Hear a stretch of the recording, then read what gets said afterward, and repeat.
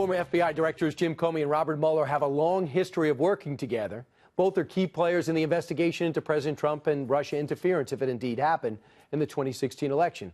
But have they been coordinating with each other? Good question, right? That's what Tom Fitton wants answered. He's the president of Judicial Watch and has to sue now to get that answer. Tom, what are you after here?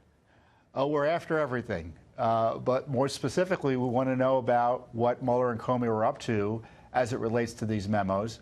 We had already sued for the Comey memos, and the Justice Department told us, well, Mueller has them in his files, so you can't have them, which was a big lie in the sense that they gave them to Congress. But we want to know what Mueller and Comey were up to in that regard.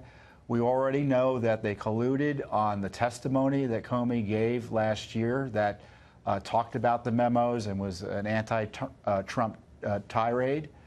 And, you know, Mr. Mueller's investigation would not be here but for that illegal leak by Mr. Comey through his friend to the New York Times, a leak that's now under criminal investigation or one step away from being under criminal investigation.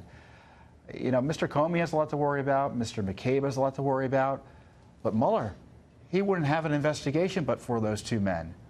He's the one who's running a zombie investigation because everything's collapsing around him.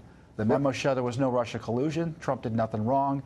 And the one who did something wrong was Comey, and Mueller isn't even targeting him. So, Tom, you're wondering if it wasn't just the Columbia professor that got those memos dropped off to him. You're wondering if Comey dropped those memos right up to Robert Mueller.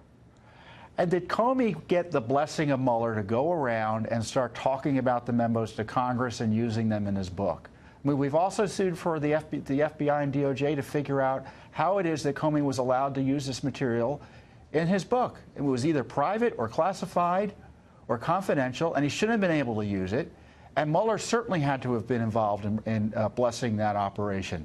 You know, Donald Trump has a lot of enemies, and it's Comey, it's Mueller, it's the deep state and the FBI and DOJ, and it's Andrew McCabe. And two of those people are facing jail time. You know, the irony, just quickly, Brian, is that Comey is in the same legal boat as Hillary Clinton right now.